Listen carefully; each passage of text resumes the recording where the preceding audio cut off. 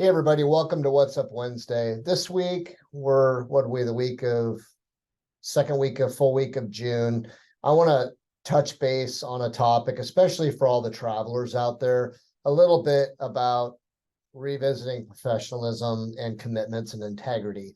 Now, I know back on February 1st, I did a What's Up Wednesday on professionalism. I touched on some of these things, but we've just had a run recently of people doing things that show a lack of integrity completely and a total lack of professionalism. And as an employer, it's really tough. So I want to just maybe build some awareness around a couple of things. And I hope everybody listens and I hope they hear me because this is really important stuff.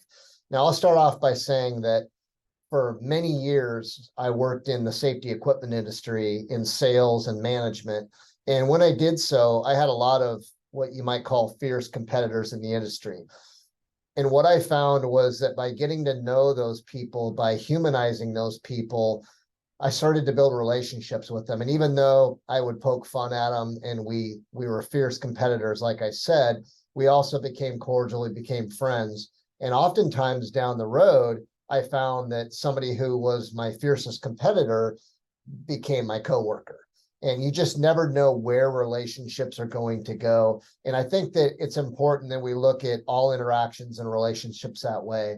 Now, we've had four situations or four circumstances in the last couple of months where we had somebody commit to a job with us, with a client.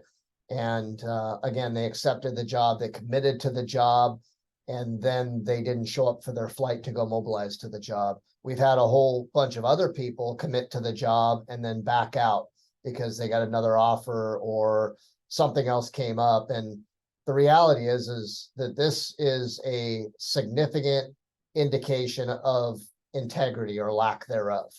And it's important that everybody realize that when we make a commitment, when we look somebody in the eye, when we shake their hand, when we agree to something, that's a contract of sorts. And people are going to value us based on our integrity and whether or not we honor those commitments. So, I would say that, and I've made this point many times before, that what we used to call loyalty, or we looked at as loyalty, maybe isn't realistic today. Now, my father, he spent 40 years in the operating engineers and he worked for the same place for the union. And many people in the baby boomers generation, they had one job. They worked 30, 40 years. And we can't expect that today. I think things are changing and the opportunities are so great that people are moving where it benefits them and their family. And I think that that's fine.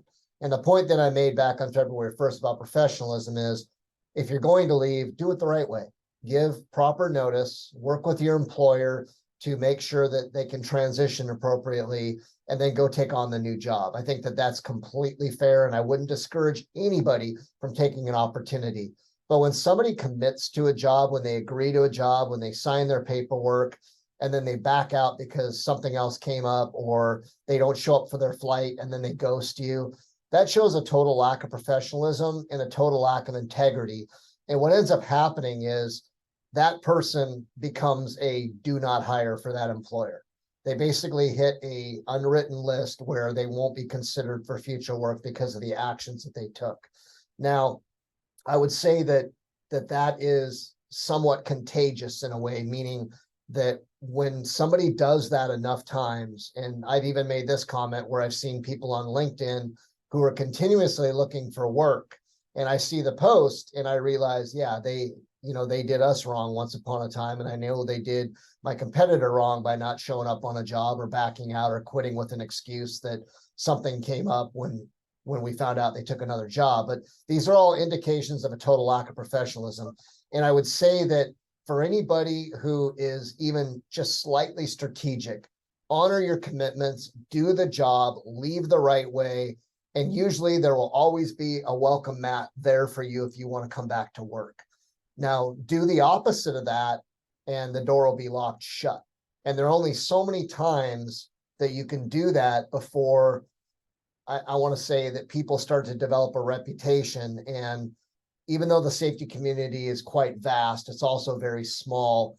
And people will call past employers and ask whether that person's eligible for rehire or not. And that's about all we can say as an employer is, yes, we would hire them back, or no, they're not currently eligible to come back. And we have to be really careful what we do or don't say, but it's amazing how people can develop a reputation that precedes them and then they can't find work. So I would just encourage and challenge everybody to honor your commitments. Only commit to a job that you know you can take. If you have something else in the works, be honest with the recruiter and tell them that you've got another opportunity that might be coming in and you'd like to commit to us, but this job might be a better fit for you. Be transparent, be honest, do the right thing. And again, honor your commitments, show integrity, live those values, and you will be successful in life. Don't live those values and do the opposite and the things I'm talking about, and I can pretty much guarantee that you will not be successful in life. So take that for what it's worth. I hate to preach too much, but I think it's an important message that everybody needs to hear, especially some of those out there who have done those things to us just recently, which is really sad for them. Anyways, we will see you next Wednesday. Thank you.